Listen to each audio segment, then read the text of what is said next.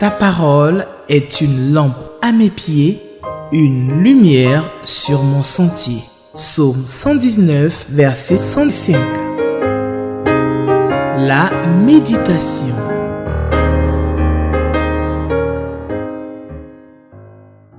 Bien-aimés, c'est avec beaucoup de joie que je vous retrouve pour partager avec vous la semence de la parole de Dieu. Chaque fois que nous réfléchissons sur la parole de Dieu, nous mettrons à contribution notre cerveau. Et le cerveau, comme disait Zig Ziglar, est un serviteur dévoué. Il obéit aux instructions que nous lui donnons. Il fonctionne comme un jardin qui reçoit une semence, des informations provenant de la parole de Dieu que nous lisons. Entre cette semence et la récolte. La récolte, c'est la foi pour activer la parole de Dieu en vue de produire des résultats pour notre vie chrétienne. Il y a un processus. Et ce processus-là, c'est la multiplication, c'est la transformation, c'est le broyage de cette semence. Cette multiplication est l'œuvre de notre imagination. C'est ce que nous allons faire maintenant en méditant Matthieu 26, 47 à 56, en répondant aussi aux questions 3 et 6. Bien-aimés, nous prions avant de méditer la parole de Dieu. Prions. Notre bon Père, nous te bénissons parce que ta parole est une nourriture. Nous avons besoin de la broyer afin qu'elle entre dans tout notre être entier. Permet qu'à travers la réflexion, à travers l'imagination, à travers le travail du Saint-Esprit, cette parole pénètre notre âme, dans tout notre être entier, pour nous donner une vie qui honore et qui glorifie ton nom. Merci, notre Dieu, pour ta présence, pour ton Esprit Saint qui vient à notre secours pour nous aider à broyer cette parole et à la mettre en pratique. Béni soit ton nom, au nom de Jésus. Amen. Nous lisons la parole de Dieu, bien-aimé. Il n'avait pas fini de parler que Judas, l'un des 12, survint, accompagné d'une troupe nombreuse, armée d'épées et de gourdins. Cette troupe était envoyée par les chefs des prêtres et les responsables du peuple. Le traître avait convenu avec eux d'un signe en disant « Celui que j'embrasserai, c'est lui, saisissez-vous de lui. » Il se dirigea donc tout droit sur Jésus et lui dit « Bonsoir, maître !» et il l'embrassa. Jésus dit « Mon ami, ce que tu es venu faire ici, fais-le. » Alors les autres s'avancèrent et mettant la main sur Jésus, il se saisit de lui. À ce moment, l'un des compagnons de Jésus porta la main à son épée, la dégaina en frappant le serviteur du grand prêtre et lui emporta l'oreille. Verset 52, Jésus lui dit, « Remets ton épée à sa place, car tous ceux qui se serviront de l'épée mourront par l'épée. Penses-tu donc que je ne pourrais pas faire appel à mon Père? À l'instant même, il enverrait des dizaines de milliers d'anges à mon secours. Mais alors, comment les Écritures qui annoncent que tout doit se passer ainsi s'accompliraient-elles? » Là-dessus, Jésus dit à la troupe, « Mais me prenez-vous pour un bandit, pour que vous soyez venus en force avec des épées, des gourdins, afin de vous emparer de moi. J'étais assis chaque jour dans la cour du temple pour donner mon enseignement, et vous ne m'avez pas arrêté. Mais tout ceci est arrivé pour que les Écritures des prophètes s'accomplissent. » Alors, tous les disciples l'abandonnèrent et ils prirent la fuite. Bien-aimé, la question numéro 3 va nous permettre de faire ressortir les exemples à suivre et à ne pas suivre dans ce texte. Premièrement, les exemples à ne pas suivre. Verset 47. Une foule hostile, chauffée à blanc par leurs commanditaires, les sacrificateurs, les Sanhédrin, pour exécuter une sale besogne avec des bâtons, comme pour traquer un animal, un bandit. Verset 48 à 49. Judas, un disciple qui est traître, qui est déloyal, il a trahi son maître. Il l'a livré à une foule hostile. Il le fait reconnaître, il le fait découvrir, il le dévoile par un baiser, le baiser de la trahison. Judas est un disciple hypocrite. Il embrasse son maître Jésus avec effusion, affection, alors que ce baiser qui est réellement un signe d'amitié, d'affection, d'intimité, est devenu à ce moment-là le baiser de la trahison pour cacher, pour camoufler sa forfaiture. Un baiser pour faire croire à Jésus qu'il est toujours en communion avec lui, alors que cette relation d'amitié est déjà rompue. Un geste pour faire croire qu'il est arrivé sur ce lieu-là par hasard, de façon fortuite, alors que c'est un projet prémédité pour lequel il a reçu une somme d'argent. Cet acte ignoble de Judas a été inspiré par les sacrificateurs que Judas fréquentait certainement. Ils l'ont influencé dans son action. Attention, bien-aimés, les mauvaises compagnies corrompent, détruisent les bonnes mœurs, les bonnes conduites, les bonnes valeurs. Dis-moi qui tu fréquentes, je te dirai qui tu es. C'est pourquoi sortez du milieu d'eux, comme le dit l'apôtre Paul, afin de ne pas vous faire corrompre par leur mauvaise voie. 1 Corinthiens 15, 33, 2 Corinthiens 6, 14 à 17. Verset 51. Pierre prend son épée, il attrape le serviteur et lui coupe son oreille. Le Seigneur lui dit, ne vous vengez pas vous-même. Laissez la colère de Dieu agir, car ceux qui prennent les armes pour tuer les autres seront tués par les armes. Verset 52. L'épée de la parole de Dieu que Dieu nous a donnée, ce n'est pas pour tuer, ce n'est pas pour couper les oreilles, ce n'est pas pour couper la tête des gens, mais c'est pour révéler les choses cachées dans leur cœur et les amener à la conversion, à la repentance, au salut et à une communion avec Dieu. Verset 55.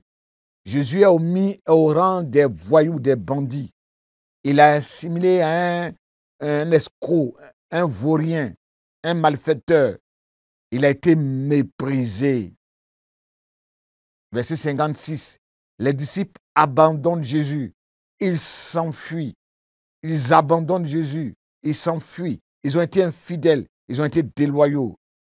Ils ont été lâches. Exemple à suivre dans ce texte. L'homme que je vais embrasser, c'est lui. Arrêtez-le. Jésus, un prophète, un maître, un roi, un Dieu anonyme, qui se confond dans la foule, qui est méconnaissable, qui n'a aucune distinction physique, vestimentaire pour se démarquer de la foule, pour se faire remarquer comme on en voit aujourd'hui. Il a fallu un baiser pour le différencier dans la foule. Il est comme le décrit Ésaïe 53. Le Seigneur est apparu comme une petite plante, une racine qui sort d'une terre desséchée. Il n'avait ni la beauté, ni le prestige qui attire les regards. Son apparence n'avait rien pour nous plaire. Il était comme quelqu'un que personne ne veut regarder. Verset 50, on voit Jésus qui est serein devant l'adversité. Il reste concentré sur sa mission. Il sait pourquoi il est arrêté. Il dit à Judas, mon ami, fais ce que tu dois faire. Accomplis ta mission, ta destinée. Fais-moi arrêter, afin que je sois maltraité, crucifié, enseveli, pour que le monde soit guéri, pardonné, sauvé. Même dans le feu de la trahison, Jésus manifeste encore de la sympathie pour son disciple Judas qui l'a trahi, qui est devenu son ennemi. Il lui dit, ami. Il cherche à réveiller sa conscience et à l'interpeller en lui disant, mon ami. Verset 52. Même dans le feu du danger imminent, Jésus est resté lucide pour continuer sa mission auprès des disciples. Il les forme, il les redresse, il leur inculque la bonne conduite, ce qui plaît à Dieu, ce qui est juste, ce qui honore Dieu, les vraies valeurs du royaume des cieux. Il leur enseigne une vérité fondamentale. Et tous ceux qui prennent des armes pour tuer seront tués par des armes. Verset 53. La souffrance est imminente. L'épreuve sera atroce, mais Jésus n'est pas ébranlé. Sa confiance en son Père n'est pas remise en cause. Il sait qu'il a un Père dans les cieux, qu'il l'aime, un Père très puissant, qui répond à ses besoins, à ses sollicitations. Son Père peut mobiliser plus de 12 armées d'anges pour le soutenir, pour le secourir, comme il a fait pour le prophète Élisée dans 2 Rois, chapitre 6, verset 17. Le Seigneur a ouvert les yeux de son serviteur et son serviteur voit que tout autour d'Élisée, la montagne est couverte de chevaux et de chars brillants comme du feu. On le voit aussi dans Matthieu chapitre 4, verset 1, où les anges s'approchent de Jésus pour lui donner à manger après son jeûne de 40 jours. Verset 54 à 55, Jésus n'a pas cherché à éviter, à contrecarrer le plan de Dieu à son égard. Il est resté obéissant jusqu'au bout, afin que puisse se réaliser tout ce que les Écritures avaient prédit. Jésus est resté focalisé sur sa mission. Il est resté attaché à son cœur de métier, à sa mission de tous les jours. Il est resté assis dans le temple pour enseigner les disciples, le peuple jusqu'à sa mort. On retrouve cette même disposition dans Actes chapitre 6, verset 24, où les disciples, au cours d'une assemblée générale, ont pris cette belle décision. Ils ont dit, il n'est pas convenable que nous délaissions la proclamation de la parole de Dieu, la prière, pour nous occuper de la distribution de la nourriture. Parce que ce n'est pas notre mission. Question 6. Quels sont les avertissements que nous pouvons tirer de ce texte? Versets 47 à 50. Judas vient de trahir son maître Jésus. Il vient d'accomplir une sale besogne pour laquelle il a reçu 30 pièces d'argent, le prix de la trahison. Frères bien-aimés, souvenons-nous du passé de Judas dans Jean 12, verset 48. La Bible dit que c'est lui qui tenait la bourse, la caisse du groupe. Et il prenait souvent ce qu'on y mettait, les dons, il les volait. Cette mauvaise habitude, camouflée, personne ne le voyait. Cette faiblesse spirituelle va créer des fissures, des brèches dans sa digue morale, des concessions, de la tolérance dans sa vie. Cette mauvaise habitude va grandir doucement et devenir un lien aux conséquences désastreuses. L'argent de la bourse ne lui suffit plus. Il est obligé de vendre son maître pour maintenir son niveau de vie. Verset 47. Judas arrive avec une foule nombreuse, hostile, pour arrêter Jésus. La foule est versatile, bien-aimée. Elle peut changer d'humeur à tout moment. Elle peut vous acclamer aujourd'hui pour vos bienfaits en criant Alléluia, Hosanna, gloire à Dieu. Et peut demain vous renier et crier crucifie-le, comme ils l'ont fait pour Jésus. C'est pourquoi Dieu nous demande de ne pas placer notre confiance en l'homme, mais en Dieu seul, qui est constant et qui est fidèle. Car le cœur de l'homme est tortueux, mélangé, plus que toute autre chose. Le cœur de l'homme est trompeur. Le cœur de l'homme est versatile. Personne ne peut le guérir, le comprendre. Jérémie 17, verset 9. L'amour peut engendrer la haine, la violence, quand il n'a pas sa source en Dieu. Qu'est-ce qui arrive? Verset 49, Judas embrasse Jésus, il lui donne un baiser. Les actes que nous posons aujourd'hui ont une portée éternelle. Ces actes peuvent s'identifier à nous, nous représenter de génération en génération, soit comme une opprobre, une honte, une infamie, soit comme une gloire, un honneur. Aujourd'hui, dès qu'on parle de traîtrise, de fourberie, de gestes inamicaux, d'intentions sournoises, de haute trahison, on se souvient du baiser de Judas qui a trahi son ami, son maître. Son baiser s'est lexicalisé et est devenu symbole de toutes les tromperies, de toutes les infidélités, de toutes sortes de mensonges. Un Judas, c'est un dispositif pratique qui est sur la porte, qui permet de voir sans être vu. Ça montre ici l'esprit de dissimulation, d'apparence. Et ce dispositif sur les portes porte le nom de Judas. Son nom est devenu un épouvantail, impopulaire, interdit dans les familles. Aucun parent ne voudra attribuer à son enfant ce nom. Si nous dormons, bien-aimés, si nous ne veillons pas, si nous ne sommes pas vigilants, si nous ne prions plus, comme au verset 40 et 41, nous deviendrons faibles. Nous céderons à la tentation. Nous tomberons dans le péché comme Judas. Trahison, hypocrisie. Nous tomberons dans le péché comme Pierre, qui a manqué de maîtrise de soi et qui a été violent et qui a abandonné Jésus. Comme les disciples en général qui ont fui les épreuves parce qu'ils ne voulaient pas être attraper et mourir comme leur maître. Au verset 52, ceux qui prennent des armes mourront aussi par des armes. Cet avertissement s'apparente à cette vérité spirituelle. Nous moissonnons ce que nous avons semé. Celui qui sème le vent récolte la tempête. Une personne qui sème le trouble ne doit pas s'étonner d'en subir les conséquences. Tu peux souffrir aujourd'hui, bien-aimé, des conséquences des erreurs que tu as commises dans le passé.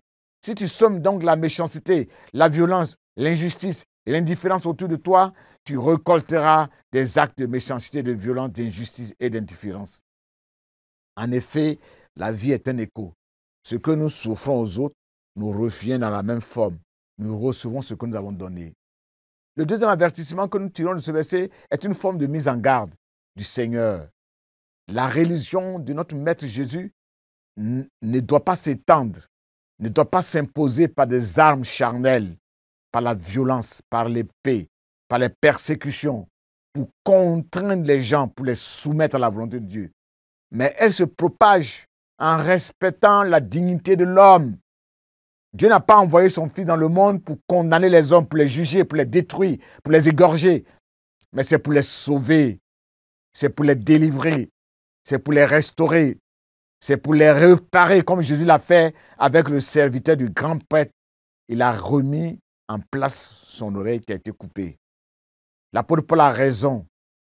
Le message de l'évangile n'est pas basé sur un discours persuasif de violence, un discours violent.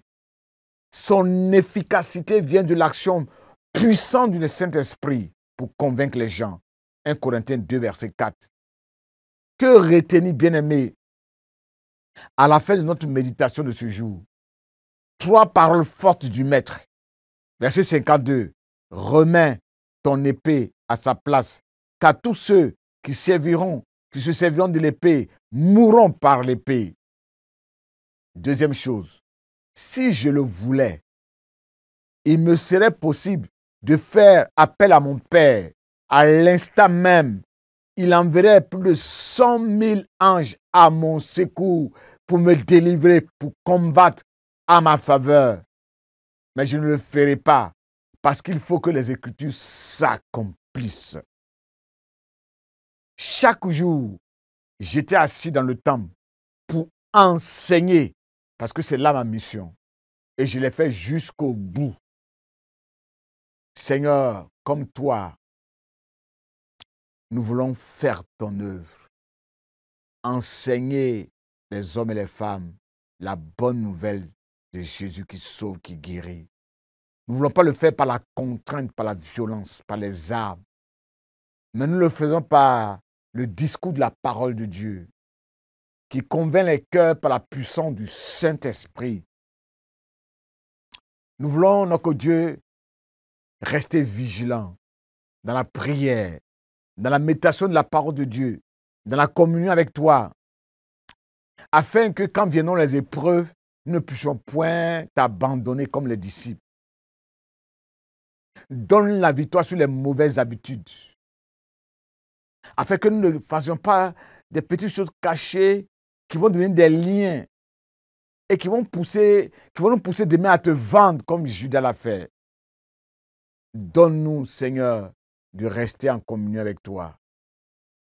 Donne-nous, Seigneur, de faire ton œuvre jusqu'à ce que tu reviennes.